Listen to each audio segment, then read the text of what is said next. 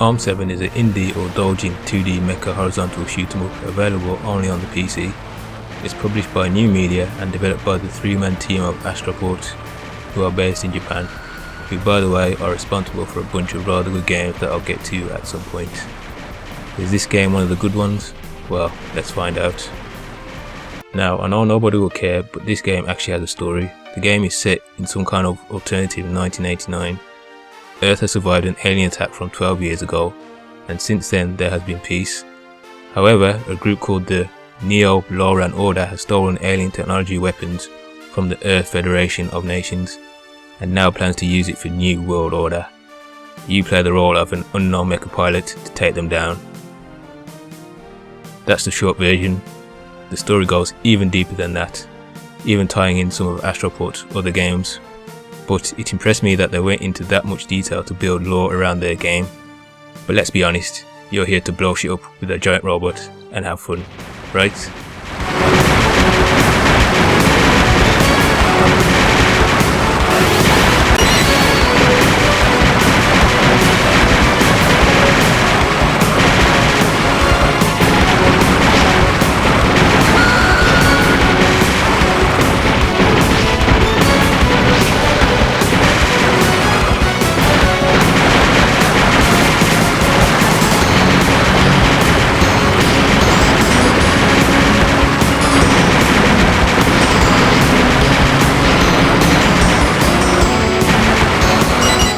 The mecha that you control is called a surveyor.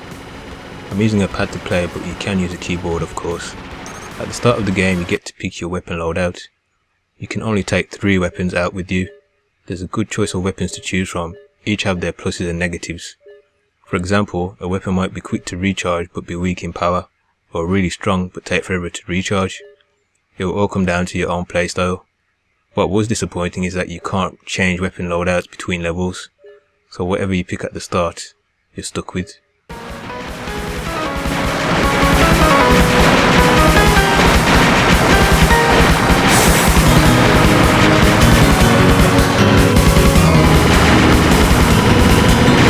You have just 2 buttons that fire your main 2 weapons, and then the other shoots your charge weapon.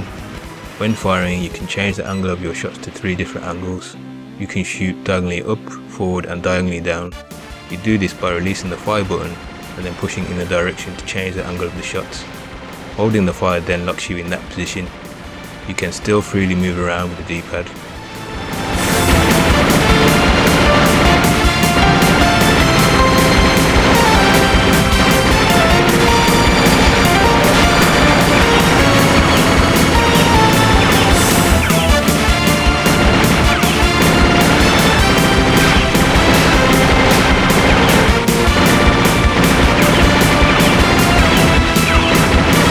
When you are being shot at, you will see a small green hitbox show up.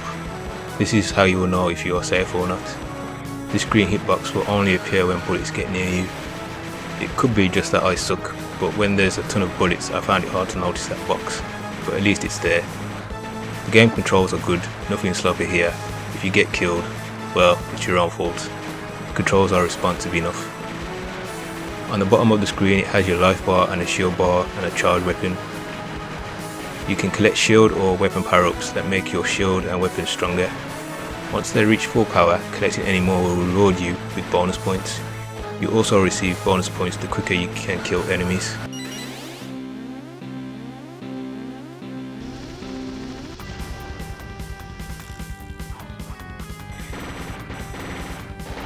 On this game you get 0 continues. This is a bit bizarre really. I mean, granted the game is short. You can beat it in about 15 to 20 minutes, but it must be the first shoot 'em up I've ever played where you couldn't continue. Another really odd decision is that you can't pause the game. Were they going for the true arcade experience or something? I know you can't pause arcade games, but this is a home game after all. It just makes no sense. You don't want to be on a great run and on the last boss and then your phone rings or the door knocks or something.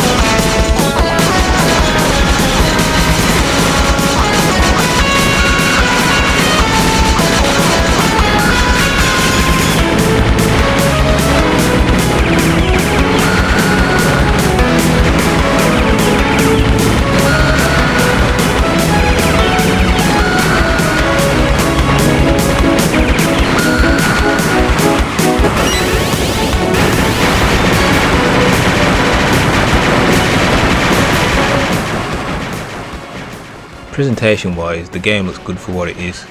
Anybody into 8 to 16-bit era games would especially like the graphical look to the game. I definitely could imagine this game on the Mega Drive or Super Nintendo. The backgrounds don't have a huge array of things going on, but still move along nicely and fit well with the player and enemy sprites. I found the boss design to be pretty average to cool. There's a good selection of different enemies for you to blow up. The music is not amazing but decent. Shmups usually live or die on their soundtracks. I'd say this is in the middle ground. The game is not really that hard. It does have harder level settings to push you if you want, but I think most shmup fans will get through this game rather easily. It's not until the last but one level where things pick up in that regard, but by then the game is pretty much over. Still, I have to say, this game is indeed a lot of fun. Whenever you get a game where you keep saying to yourself, okay, one more go, and then okay, one more go again, you know it must be doing something right. Considering this game is dirt cheap, you can get it for £4 or $5, it's absolutely worth that. It's available on Steam.